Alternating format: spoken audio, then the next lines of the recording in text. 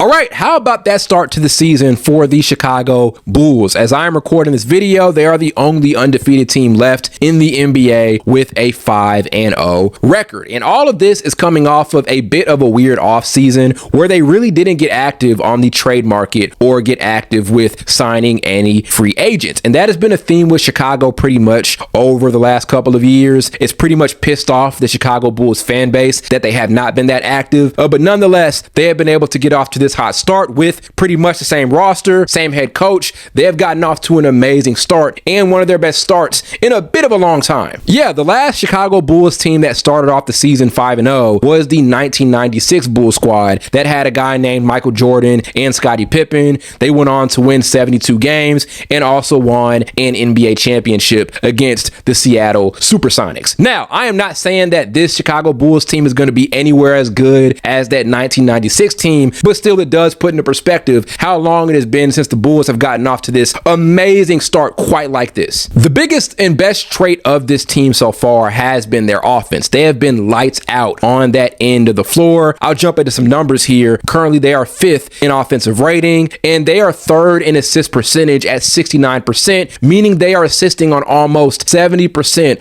of their buckets. They're also 1st in assist ratio, top 10 in assist to turnover ratio, and top 10 in pace, and also top 10 in 3-point percentage. So they're playing a very efficient, high octane, and unselfish brand of basketball, and that is directly leading to the success early on in the year. So all of those numbers that I mentioned, especially the assist numbers, speak towards great play from their guards. Josh Giddey has gotten off to an all-star level start with around 20 points per game, with around 8 assists and 8 rebounds. Tre Jones is putting up nearly 12 points and nearly 7 assists per game, and Ayo Dosunmu is around 16 points and 3 assists per game himself. So just amazing production from their guards, and this is another example of these great 3-guard lineups with these guys who can be interchangeable and coexist well with each other on the floor at the same time. Their versatility has been great. There are times where Tre Jones is able to play off the ball off of Giddey or vice versa, or one of those guys can play off the ball or on the ball with the Sophomore on the court. They're getting a great fit from these 3 guards, and it really does remind me a bit of that OKC Thunder team back in 2020 where they had this backcourt of Chris Paul, SGA, and Dennis Schroeder, and those guys would actually close games out together, and they did well. They were the clutchest team in the NBA during that season. So there is some success to having these 3-guard lineups. We're seeing it here with Chicago. We're going to see it with the Spurs once De'Aaron Fox is back with Dylan Harper and Stephon Castle. There is success to be found in these 3-guard lineups, especially with guards who can interchange off each other and play well off of one another as well. And for Josh Giddey, this is very refreshing because we have always been wondering what type of player he is, right? Giddey has almost been Lonzo Ball-like early in his career, where he was this high first-round draft pick with a lot of upside, but he's been a bit up and down, right? Had time with OKC, and he's here in Chicago,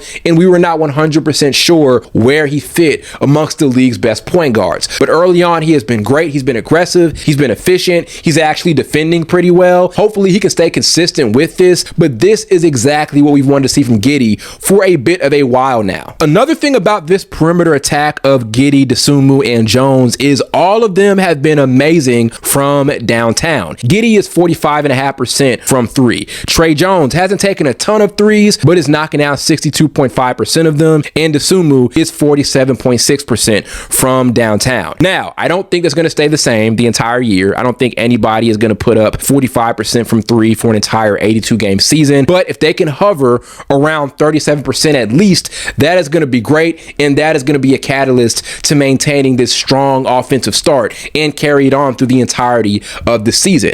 That efficiency from 3 is why those guys have been able to fit on the court with one another at a high level. You also have to love the start from Buzelis in his 2nd year. I said it, I have a video about it I put out a few weeks ago. I think this is going to be a massive season for him as this athletic 6'10" slasher wing. He has put it all on the floor here so far in the season. Could sharpen up a bit as a shooter and things like that, but still doing a great job at making use of better minutes, a higher priority on offense. He is getting off to the exact start you would want to see from a sophomore who showed some amazing flashes in his first season. So again, just a really good start, and I did forget to mention they are still waiting for Coby White to get back. So that is a closer, that is another 3-point shooter, that is a guy who you can reliably put the ball ball in the hands of and asked to make things happen. I think the biggest thing for them is maintaining an identity as a strong three-point shooting team and also a strong playmaking and ball moving team. But if they can keep those two things intact